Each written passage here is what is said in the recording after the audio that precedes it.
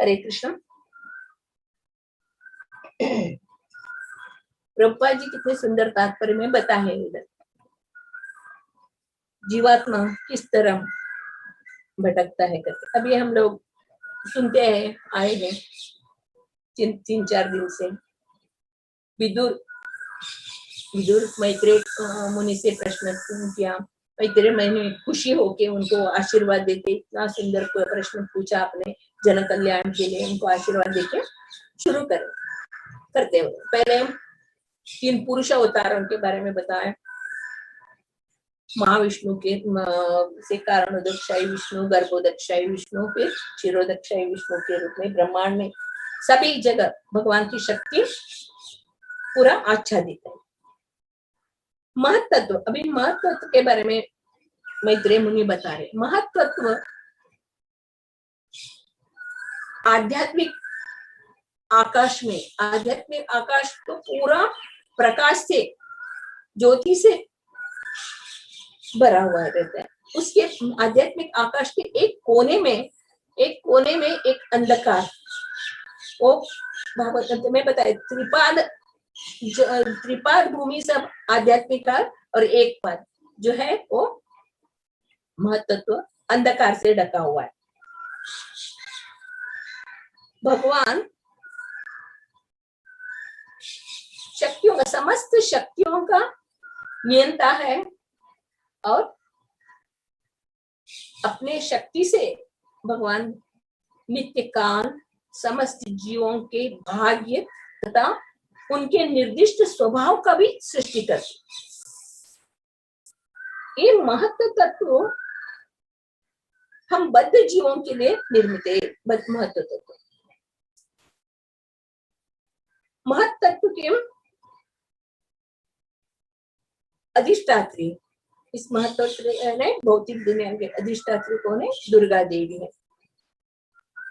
इधर भौतिक सृष्टि असीम आकाश के बादल के सदृश समान है। भौतिक सृष्टि क्या है? असीम आकाश है, उसके अंदर बादल मंडरा रहे। कैसे? बारिश का मौसम में बारिश आता है जाता है, उसके समान बादल भी मंडराता रहता है और जो चला जाता है। बादल असीम आध्यात्मिक आकाश में घूमता रहते, इससे भगवान को कुछ उसका फर्क नहीं रहता है। जैसे सूर्य के सामने भी बादल आते हैं चले जाते हैं, उसे सूर्य का उससे कुछ प्रभाव नहीं होता। इधर भगवान इस भौतिक जगत का वर्णन करते हैं। भगवान भौतिक सृष्टि रूपी महत्व तत्व बादल से आच्छादित रहता है, जिसमें भगवान की बहिरंगा शक्ति के नियंत्रण में रहकर इच्छानुसार कर्म करने के लिए एक भौतिक सृष्टि किसके लिए बनाया है? बद्ध जीवों के अपना इच्छानुसार। हम लोग भगवान के साथ हम लोग द्रोह किए ना, इसके लिए भगवान हम लोग को भौतिक शक्ति का निर्माण करके इधर बहिरंगा शक्ति के नियंत्रण में अपने इच्छानुसार कर्म करने के लिए छोड़ दिया है। और हम लोग भगवान की इच्छा के विरुद्ध अपना प्रभुत्व जताना चाहते थे, इसलिए हमें इस भौतिक दुनिया में छोड़ दिया।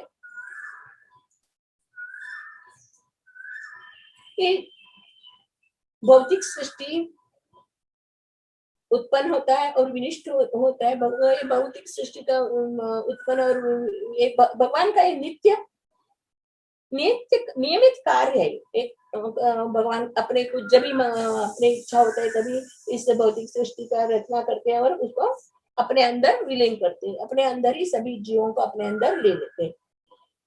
बद्ध जीव के अनुसार क्रीड़ा करने और उनका अपना भाग्य निर्माण करने के लिए इधर भौतिक दुनिया में भौतिक जीवों को छोड़ते, फिर प्रलय के समय अपने इच्छानुसार वापस पुनः जन्म लेने के लिए इधर भौतिक दुनिया में बद्ध जीवों को छोड़ा जाता है। अब प्रलय के समय सभी को भगवान अपने शरीर के अंदर समेट लेते हैं। इस भौतिक प्रकृति कभी सृष्टि होता है, कभी उसका विलीन होता है, इसका कुछ इतिहास नहीं है। इसका कभी प्रारंभ होता है, कभी भगवान ने सृष्टि रचता है, कभी प्रलय होता है, उसका कुछ ये नहीं है। हम लोग को प्रारंभ कभी है, अनादि है। इसके उत्पत्ति पहले पहले कब हुआ, इसके हम अपने मानवीय बुद्धि से यह कल्पना भी नहीं कर सकते। भगवान एक कभी से सृष्टि कर रहे, कभी प्रलय कर रहे, इसको हम लोग नहीं समझ सकते। अपना त्रुटिपूर्ण इंद्रियों से हम लोग ये जान नहीं सकते। मगर भगवान भगवत गीता में अर्जुन को एक जगह बताते हैं, ये भगवत गीता का ज्ञान मैंने करोड़ों करोड़ों बरस पहले सूर्यदेव विवस्वान को दिया, विवस्वान ने मनु को दिया, मनु ने इक्ष्वाकु को दिया, इक्ष्वाकु से ये भगवत गीता का ज्ञान चलते आया है। बीच में खंडित हो गया, इसके लिए 5000 बरस के पहले भगवान ने अर्जुन को उपदेश देते, यही भगवत। इसके आधार पर हम लोग जान सकते ये सृष्टि का रचना और प्रलय भगवान जब भी हम लोग भगवान के साथ जब सनातन धाम में रहते थे भगवान के साथ ही, तभी से इस सृष्टि का प्रलय और सृष्टि का रचना चालू हुआ था। हम लोग इधर अभी हमारा वैज्ञानिक इतना तरक्की की है, मगर ये वैज्ञानिक ये सीमित ज्ञान से वो लोग ये इसका कल्पना भी नहीं कर सकते। इस भौतिक शक्ति किसके अंतर्गत है, इसके भौतिक शक्ति के बाहर क्या है, ये विज्ञानी लोग नहीं समझ पाते। भौतिक सृष्टि परमेश्वर सर्वशक्तिमत्ता से इसका विकास होता है। दुर्गा भगवान की इच्छा से, भगवान की एक चितवन से दुर्गा देवी इस प्रकृति की सृष्टि करती है, रचना करती है। दुर्गा को स्वतंत्रता नहीं है, इधर भगवान की इच्छा से, भगवान के आज्ञा से ही दुर्गा इधर सृष्टि की रचना करती है। इसमें ब्रह्म संहिता में भी ब्रह्मा जी बताए, सृष्टि स्थिति प्रलय साधन शक्ति रेखा छाय यस्य भुवनानि बिभर्ति दुर्गा इच्छानुरूपमपि यस्य च चेष्टते सा गोविंदमादि पुरुषम तमहं भजामि। सृष्टि स्थिति लय सब ये भगवान की छाया है। भगवान की छाया के अनुसार ये सृष्टि का निर्माण करती है। भगवान अपने सर्वशक्तिमत्ता से सृष्टि का विकास, उसकी प्रतिक्रिया क्रमगत विधि से करते हैं। उसी क्रम के विधि से ही अपने अंदर सब को समेट लेते हैं। तभी अपने शरीर के अंदर ही सभी जीवों को संरक्षित रखते हो। अपने शरीर के अंदर भगवान सभी जीवों को अपने अंदर संरक्षित रखते हैं। इधर प्रभुपाद जी ने तात्पर्य में बताया, ये जब सृष्टि प्रलय होता है तभी जो मुक्तात्मा मुक्त जीव वो लोग नहीं आते। वो मुक्तात्मा मुक्त जीव जो रहते हैं वो भगवत धाम में रहते, उनको प्रलय इससे कुछ संबंध नहीं। वो हमेशा अपने धाम में भगवान की सेवा, नित्य सेवा में लगे रहते। मगर जो भगवान के विरुद्ध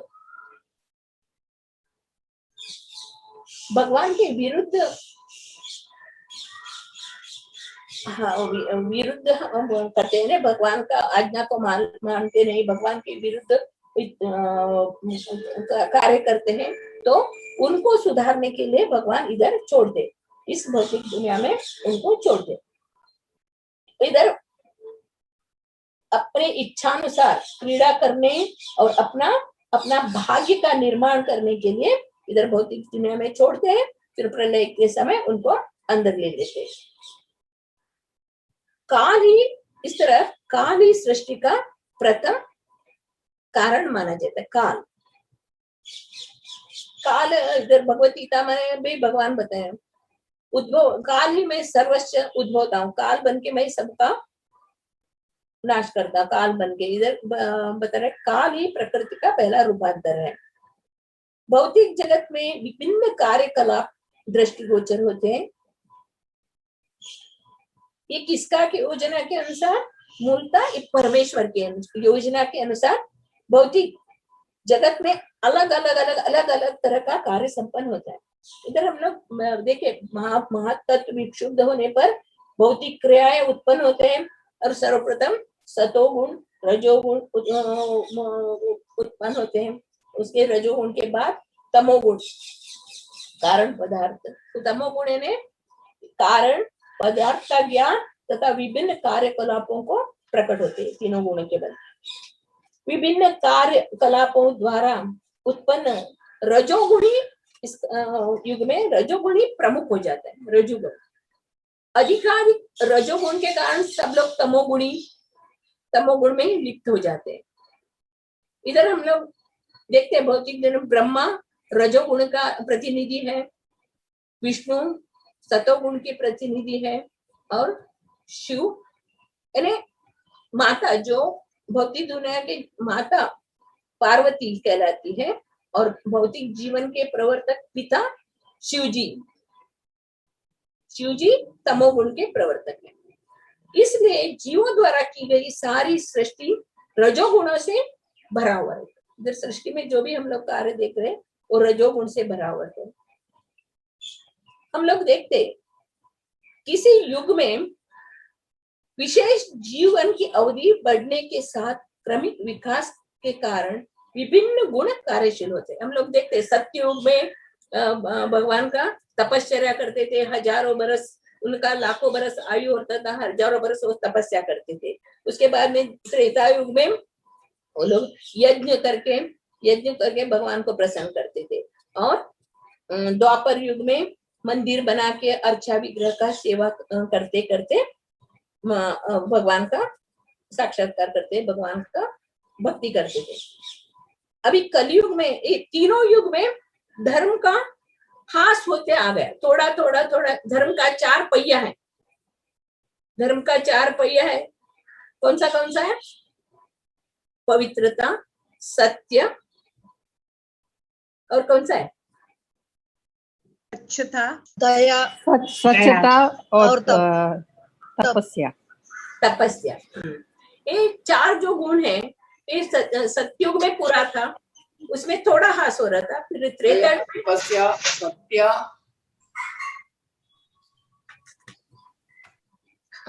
फिर त्रेता युग में उससे थोड़ा धर्म का थोड़ा हास होने लगा। यानी हम लोग त्रेता युग का राम जी का इसमें भी हम लोग देख सकते हैं, मृत्यु अपने इच्छा से आता था। एक कुत्ता भी न्याय लेने के लिए भगवान के सभा में आता था। वो देखते हम लोग प्रभु श्री राम का रामायण में हम लोग देखते हैं। उधर न्याय का भोला भाला था, सत्य का भोला भाला था। इसके लिए सत्युग त्रेतायुग थोड़ा घटते आए, चार धर्म का जो है घटते आ गया। द्वापर युग में भी ये और भी कम है और कलयुग में क्या हो गया? धर्म का तीन पहिया नष्ट हो गया। हाँ, तीन पहिया नष्ट हुआ, एक ही पहिए पर सत्य, थोड़ा सा सत्य है इधर। इसके लिए कलयुग में स्थित है, धर्म स्थित है। इधर बताए हुए कलयुग है ना पूरा तमोगुण से भरा। युग का गुण है तमोगुण है। युग विशेष के अनुसार इधर सृष्टि बढ़ने के साथ साथ क्रमिक विकास विभिन्न गुण भी कार्यशील होते हैं। इधर हम लोग देखते हैं मानवीय सभ्यता के विकास के नाम पर विभिन्न प्रकार के भौतिक कार्यकलाप संपन्न होते। देख रहे हैं ना हम लोग किधर क्या क्या बड़े बड़े पार्टी वो ये सब देख रहे हैं, ये भौतिक कार्यकलाप। और इधर जीव अपने असली स्वरूप आध्यात्मिक स्वरूप को अधिकाधिक भूलते जा रहे हैं। इधर इस कलयुग में जीव अपने आध्यात्मिक स्वरूप को भूलते जा रहे हैं। भगवान ने हम लोगों के लिए भरपूर अन्न दूध सब दिया है। आप लोग कृषि करो, प्रभुपाद जी अपने परपट में कितना सुंदर बता रहे। कृषि करो, कृषि उत्पादन करने से आपको अन्न भरपूर मिले। और भगवत गीता में भी यज्ञ दान तपस्या पावनानि मनुष्यनाम, यज्ञ करो आप, यज्ञ करो, यज्ञ करने से भगवान, यज्ञ करने से क्या है, देवी देवता तुष्ट हो जाते हैं, और देवी देवता तुष्ट होने के बाद बारिश वर्षा आता है, वर्षा से धन धान्य उत्पन्न हो जाता है, गाय को घास सब मिलता है, भरपूर घास मिलने से भरपूर दूध मिलेगा, दूध से आप लोग पकवान बन सकेंगे और खा पी के आप लोग अच्छे से सुख से जीवन बिताएंगे और भगवान का भक्ति करेंगे। यज्ञ का मूल है ना भगवान को तुष्ट करने का, भगवान को तुष्ट करने का, साथ ही देवी देवता भी तुष्ट हो जाते हैं और हम लोग जो चाहिए वो दे देते हैं। तो कलयुग में क्या हो गया, हम लोग न तप कर सकते हैं, न यज्ञ कर, सतयुग जैसे हम लोग नहीं तपस्या करते हैं, क्योंकि आयु इतना कम है और सभी हमारे अंदर आदतें, इतना आदतें भर पड़ा है, हम लोग एक 5 मिनट के लिए एक जगह हम लोग बैठ नहीं सकते, इसके लिए तपश्चर्या भी नहीं कर सकते। और त्रेता युग जैसा यज्ञ करने के लिए शुद्ध जगह नहीं है, और जो वस्तु शुद्ध नहीं है और ब्राह्मण भी शुद्ध नहीं है, इसके लिए यज्ञ भी हम लोग नहीं कर सकते। द्वापर युग जैसे बड़ा बड़ा मंदिर बनाने का, अर्चा विग्रह सेवा, इतना धनवान भी हम लोग नहीं है। इसके लिए इस कलयुग में हम लोगों को चैतन्य महाप्रभु ने एक आसान तरीका दिया है, वो है हरिनाम संकीर्तन, हरिनाम यज्ञ। ये यज्ञ से हम लोग सब, सतयुग में जो फल मिलता है, त्रेता युग में जो फल मिलता है, द्वापर युग में जो फल मिलता है, वो फल एक ही यज्ञ करने से मिलता है। इधर इसका हम लोग विकास, भौतिक जगत का विकास हम लोग देख रहे हैं। इधर एक एक इसमें विभिन्न प्रकार के भौतिक कार्य संपन्न होते हैं। ये विभिन्न कार्य में हम लोग देखते हैं आजकल क्या हो रहा है, अन्न उत्पादन के जगह पे टूल्स, मशीन्स, कंप्यूटर, कार बनाने का, मोबाइल बनाने का, ये सब चल रहा है, उत्पादन चल रहा है। भरपूर अन्न खाद्य पदार्थ के लिए हमारे देश में कमी नहीं है, मगर ये मूर्ख लोग जो भगवान के ऊपर प्रभुत्व जताने वाले ये लोगों का काम है, तो अपने मन गढ़ंत ये सब फैक्ट्री, औद्योगिक फैक्ट्री, सब जगह खेत अच्छा से फसल उठाने का, खेत के अंदर तंबाकू, अफीम उगा रहे हैं, और सभी जगह टूल्स एंड मशीन्स, और इसका काम, इसके वजह से हम लोग को क्या हो रहा है, आज हम लोग क्या देख रहे हैं, ये मोबाइल है एक छोटा सा, हम लोग वो मोबाइल हाथ में पकड़े, सारे दुनिया मेरे मुट्ठी में है बोल रहे, सारे दुनिया मेरे मुट्ठी में है करके। विज्ञान इतना प्रगति किया है, सच है विज्ञान प्रगति किया है, मगर सच के साथ ही साथ हम लोग कितना कष्ट भोग रहे हैं। छोटे छोटे बच्चे अभी भी उनका दूध का दांत भी नहीं आया, वैसे बच्चों हाथ में मोबाइल लेके माँ उसको खिलाती है। अभी नर्सरी में, प्ले स्कूल में जाने वाले बच्चों को भी मोबाइल से ऑनलाइन में सब क्लास चल रहा है, सभी हम लोग देखते हैं। अभी पूरा हम लोग का, अभी हम लोग इसमें भी जूम ऐप भी, इधर कंप्यूटर, इसमें ये भक्ति के लिए ठीक है, भक्ति के लिए हम लोग, प्रभुपाद जी बोलते भक्ति के लिए हम लोग टेक्निकल वस्तु को यूज करने का, भक्ति संपन्न करने का, मगर इससे कितना हम लोग को हानि होता है। आगे चलकर इतने छोटे छोटे बच्चे कंटिन्यूअस मोबाइल कंप्यूटर से देखे थे, उनका आगे फ्यूचर में क्या होगा, ये हम लोग को सोच के ये होता है।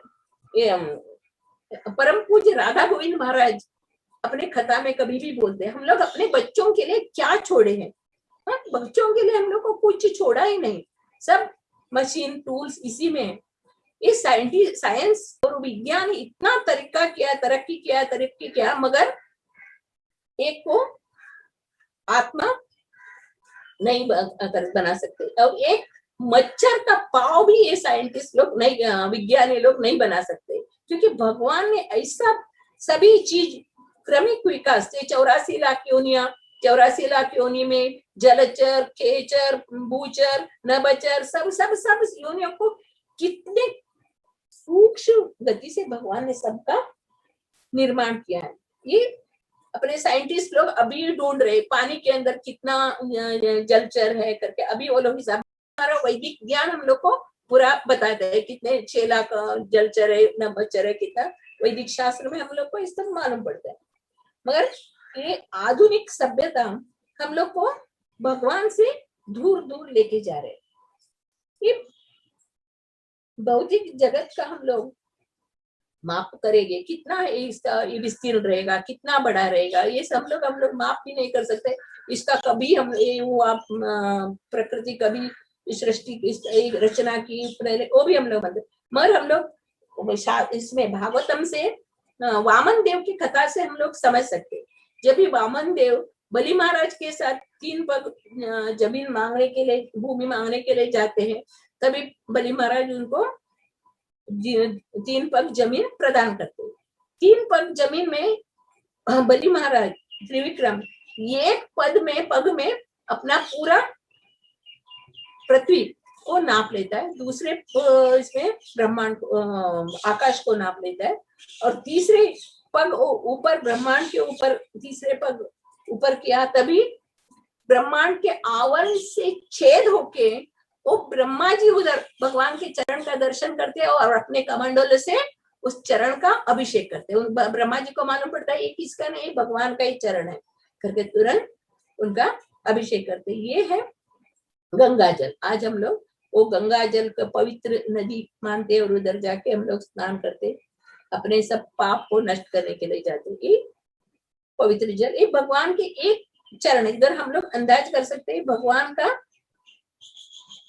शरीर पूरे हम लोग सेकंड कैंटो में हम लोग पूरा भगवान का शरीर का रचना हम लोगों ने देखा, कितना विस्तार है, कहाँ कहाँ क्या क्या है।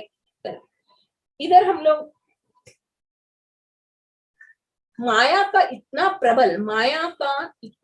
प्रबल कठिन बंधन के कारण जो बद्ध जीव इस माया के आवरण से बाहर स्थित भगवान का दर्शन भी नहीं कर सकते, भगवान के बारे में सोच भी नहीं सकते, भगवान का साक्षात्कार भी नहीं कर सकता। माया का इतना प्रभाव, माया का प्रभाव से माया उनको 3 विध ताप देती है, आध्यात्मिक, आदि दैविक, आदि भौतिक। इसी में जीव तड़पता रहते हैं।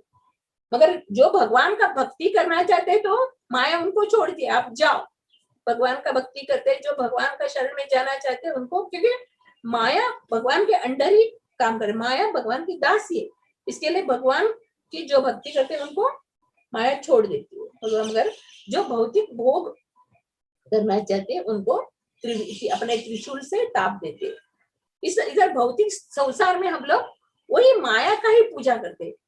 हाँ, माया का ही पूजा करते, सुख संपत्ति घर आवे करके माया का ही हम लोग भजन करते, पूजा करते। माया देती है, माया सब कुछ देती है, माया धन दौलत सब कुछ देती है, और इधर ही कारागार में रहने के, इधर से बाहर जाने के लिए नहीं देगी, इधर ही कारागार में वापस पुनः पुनः जन्म लेके इधर ही कारागार में आने का हम लोग को शिक्षा देगी माया। हम लोग भगवान का अंतरंगा शक्ति, तटस्था शक्ति और बहिरंगा शक्ति के बारे में हम लोग जान लेते हैं। अंतरंगा शक्ति ने भगवान के अंतरंगा अंतरंगा शक्ति राधा रानी, और बहिरंगा अंतरंगा शक्ति ने योग माया, और बहिरंगा शक्ति ने माया, और तटस्था शक्ति ने जीव। अगर जीव भगवान की भक्ति करते हैं, भगवान के शरण में जाना चाहते हैं, तो अंतरंगा शक्ति उनके उद्धार करती है।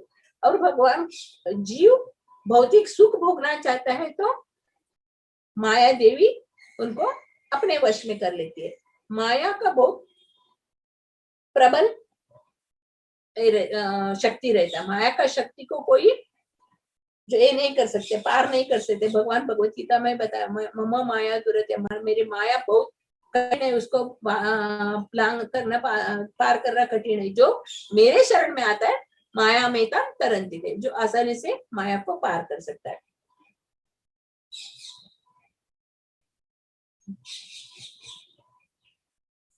भगवान आध्यात्मिक रूप से सारे भौतिक गुणों से परे होते हैं, फिर भी भौतिक जगत की सृष्टि के लिए, उसके पालन के लिए और उसके संवार के लिए भगवान भौतिक सृष्टि के पालन, रक्षा और सृष्टि के लिए, उनके पालन के लिए और संहार के लिए वो अपने बहिरंगा शक्ति के माध्यम से ही प्रकृति गुणों को, जो सतोगुण, रजोगुण, तमोगुण, उनको स्वीकार करते हैं, क्योंकि भगवान को इस गुणे से कुछ सरोकार नहीं। ये बहुत बद्ध जीवों के लिए, ये भोगने के लिए। भगवान तो इस तीनों गुणों के स्वामी है, तीनों गुणों के ऊपर रहते, उनको इस बद्ध तीनों गुणों का कुछ संबंध नहीं। बद्ध जीव इस माया से मोहित हो जाते। भगवान और बद्ध जीवों में यही अंतर है। भगवान इस माया से दूर रहते, बद्ध जीव इससे मोहित हो जाते हैं, मगर माया इस तीनों गुणों से ऊपर रहते। भगवान माया के गुणों से ऊपर रहते हैं, क्योंकि माया उसके अंडर सेवा है, सेवा करने वाले।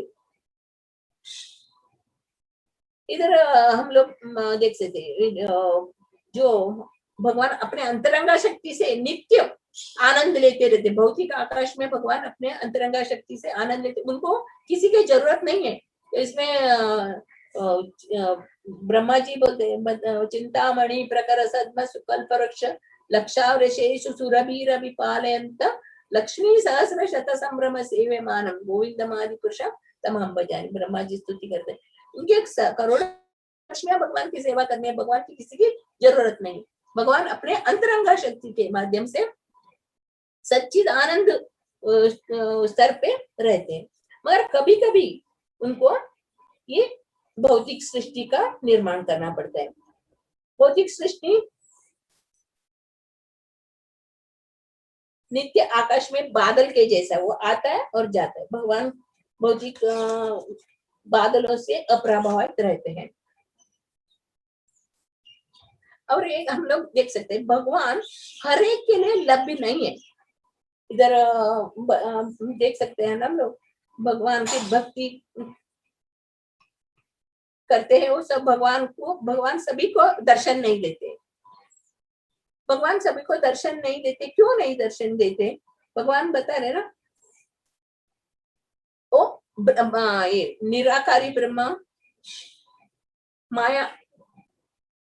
मायावादी लोग और निराकारी निर्विशेषवादी लोग भगवान के बाह्य चमक को ही, भगवान के बाह्य चमक को ही, ब्रह्म ज्योति को ही भगवान मान के उधर ही रहते। और जो भगवान का भक्त रहता है, वो भगवान का भक्त अपना सर्वस्व भगवान को समर्पित किया हुआ रहता है। वो प्रेम की दृष्टि से भगवान से प्रार्थना करता है, हे भगवान आपके बाहरी चमक को हटाओ और आपका सुंदर सच्चित आनंद स्वरूप को दिखाओ। भगवान से प्रार्थना करते, भक्त भगवान से प्रार्थना करते, तो योग माया, भगवान के अंदर योग माया रहती है, वो ये भक्तों की प्रार्थना सुनती है और वो उनके चमक, भाई ब्रह्म ज्योति के चमक को हटा के भगवान का सुंदर रूप अपने भक्तों को दिखाती है। भौतिक जीव प्रकृति के ये सतो रजो और तमोगुण भौतिक प्रकृति के आगे चलते चलते रहते, इससे पदार्थ, ज्ञान तथा क्रिया के रूप में प्रकट होते। ये हम लोग जीव, बद्ध जीव, भगवत धाम में रहने वाले हम लोग दिव्य आत्मा, भगवान के एक अंश होने के कारण उसके अंदर दिव्यता है। भगवान कैसे सच्चित आनंद रूप है, हम लोग भी सच्चित आनंद है। और इस सच्चित आनंद स्थिति में रहने पर भी हम लोग कहाँ रह रहे? भौतिक माया के संस्कार के दुर्ग में रह रहे, दुर्ग माया देवी के दुर्ग में रह रहे। इस दुर्ग के किले से हम लोग को बाहर स्थित भगवान का दर्शन करना बहुत कठिन हो गया। इधर भौतिक कार्य हम लोग को भगवान का दर्शन करना, भगवान का ध्यान, क्योंकि हम लोग इसमें माया में ही लगे हुए। इधर हम लोग बहिरंगा शक्ति का प्रभाव के बारे में देखें। बहिरंगा शक्ति का प्रभाव इतना प्रबल है, यानी कोई इस बहिरंगा शक्ति से हम लोग बाहर नहीं सकते। इसे भूतों जैसे उत्पन्न हुआ वैसे ये बहिरंगा शक्ति सभी के ऊपर प्रहार करती है, सभी को अपने जकड़ में रहती है, इस कारागृह से बाहर जाने के लिए नहीं देते। आध्यात्म अधिभूत और अधिदैवी।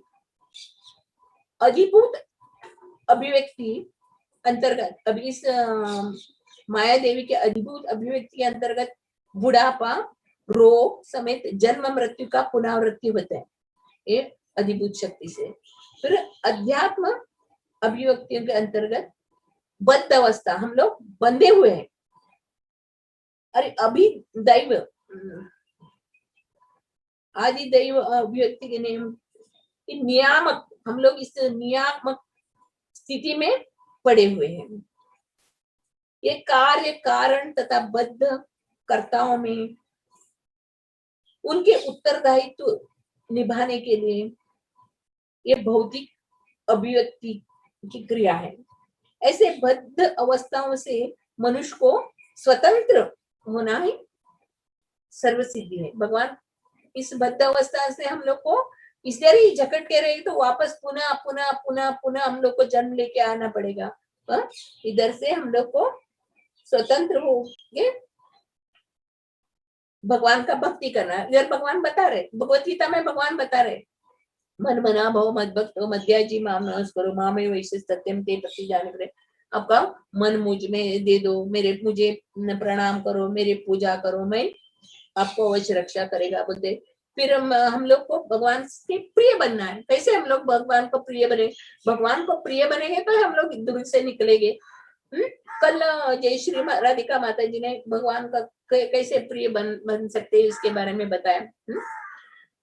12वां अध्याय का सभी जीवों के साथ हम लोग मैत्री भाव से रखना चाहिए, सभी के साथ हम लोग दया भाव दिखना चाहिए, सभी से प्यार करना चाहिए। अपना कुछ है ही नहीं, सब परमेश्वर का, सब परमेश्वर का, ये सब जो है परमेश्वर का। इस भाव से हम लोग भगवान का शरणागत होना है। भगवान के अलावा हमें कोई रक्षा करने वाले नहीं। अकिंचन अकिंचन गोचर, भगवान जो सर्वस्व को भगवान के शरण में त्याग किया है उनका ही रक्षा करते। इधर कुंती महारानी भी प्रार्थना करते हैं, आप अकिंचन गोचर, जो के पास कुछ नहीं है, सर्व सब कुछ त्याग दिया है, उनके आप रक्षा करते हो। इधर भगवान ने पांडवों की रक्षा की। हम लोग जब तक हम लोग भगवान के चरण में शरणागत नहीं होंगे तब तक ये इस दुर्ग से ये माया हम लोग को छोड़ने वाले थे। इसमें हम लोग ये भी सुन सकते हैं, जगन्नाथपुरी में राजा प्रताप रुद्र थे, वो भी भगवान के शुद्ध भक्त थे। उनका एक दूसरा राजा उसके राज्य में अटैक किया, तभी वो बहुत दुखी होकर भगवान के शरण में निवेदन कर रहे थे। भगवान तुरंत, कृष्ण और बलराम दोनों वो जाके वो लड़ाई करके वो जो इनको हराया था ना, वो राजा को हरा के उनका राज को वापस कर देते प्रताप रुद्र राजा के। और भगवान इतने भक्तवत्सल है, भगवान के पास हम लोग भगवान के चरण पकड़ के भगवान से प्रार्थना करते तो भगवान अवश्य हमारा रक्षा करते।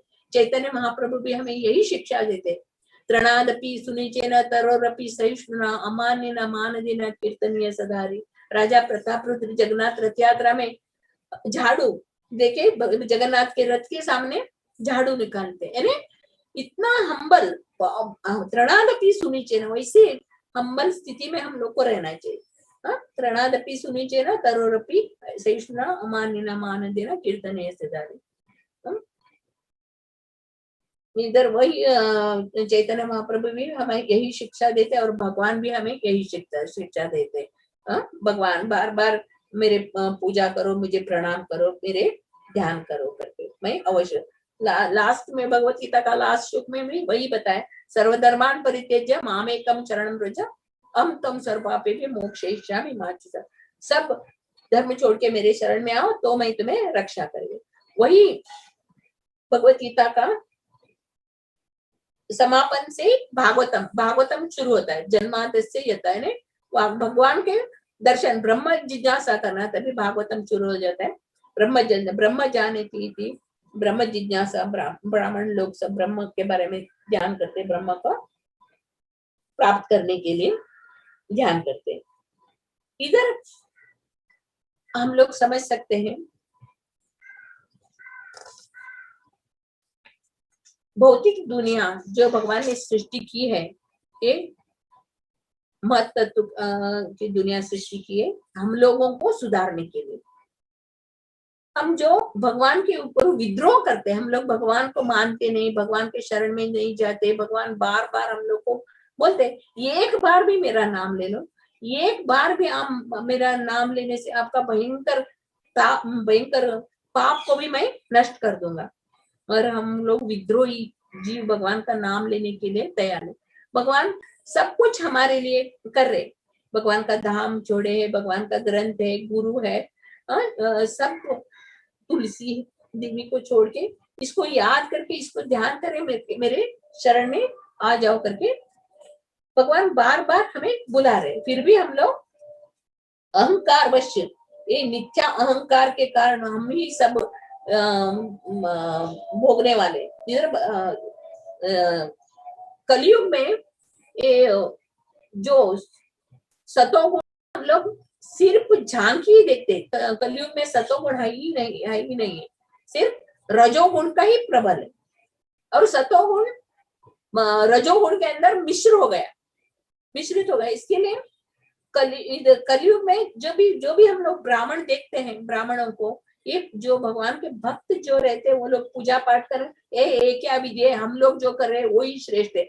ये लोग अक्का दिन हरे कृष्णा बोलते रहते, हम लोग कितने पूजा करते, कितना मंत्र बोलते। इधर प्रभुपाद जी ने कोटेशन दिया है, इधर लोग सतोगुणी होते, वो समझते अपने आप को हम ब्रह्मास्मि, मैं भगवान हूँ, वो ईश्वर है, मैं ईश्वर हूँ। इसके लिए वे विशुद्ध भक्तों के ऊपर हंसी उड़ाते करते, जो भगवान की सेवा में लगा रहता है। हमारा एक ही कर्तव्य, कलयुग में कली काले नाम रूपे कृष्ण अवतार और चैतन्य महाप्रभु साक्षात भगवान कृष्ण हमें आदेश दिया है, यज्ञ संकीर्तने प्राय यजंती सुमेधसा। हमारा एक ही लक्ष्य है, भगवान नाम का कीर्तन करने का, भगवान नाम का यज्ञ करने का और इस भवसागर से पार करने का। अगर हम लोग हरि के चरण में नहीं जाएंगे तो इस दुर्लभ कारागार से हम लोग को पार करना मुश्किल है। जब भी हम लोग भगवान कृष्ण के चरण में जाएंगे तो माता दुर्गा हम लोग को इधर से जाने के लिए आज्ञा देंगे, नहीं तो उसका इतना कठिन दुर्ग से हम लोग पार जाना बहुत कठिन है। वही इधर भगवान बता रहे, जो मेरे शरण में आते हैं वो आसानी से इस भवसागर को तार सकते। जैसे गोखुर में जल भरा तो कैसे आसानी से पार कर सकते हैं, इससे भवसागर, ये भवसागर को पार करना बहुत कठिन है। भवसागर से पार करना यानी पूरा हम लोग को भगवान की शरण में पूरा काया वाचा मनसा हम लोग पूरा शरणागत होके हम लोग शरणागत होने पर भी हम लोग भक्त। इधर पहले भगवत गीता में भगवान बता रहे, वैराग्य विद्या निज भक्ति होगा। हमें अपने संसार में अपने में जब वैराग्य आता है तभी भक्ति शुरू हो जाता है। जब भी हम बोलते ना सब कुछ भगवान के शरण में अर्पित करके अकिंचन भाव से, हे भगवान आप ही हमारे रक्षा करने वाले, आपके अलावा ये दुर्ग से हमें रक्षा करने वाले कोई नहीं है। इस भाव से हम लोगों को भगवान के शरणागत होएंगे तो हमें भगवान रक्षा करेंगे। नहीं तो ये माया का 3 विध का ताप और जन्म मृत्यु जरा व्याधि, ये रोग, ये इससे हम लोग पार करना बहुत कठिन है।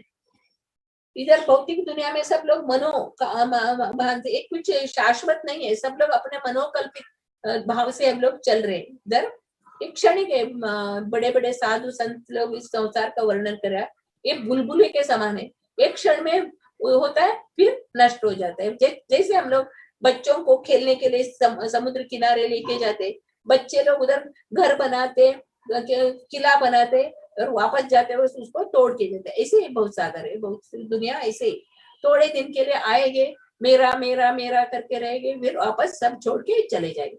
इस भौतिक बद्ध अवस्था में रहने से हम लोग को भगवान के शरण में जाके भगवान के शाश्वत धाम में भगवान का नित्य निरंतर सेवा करना है।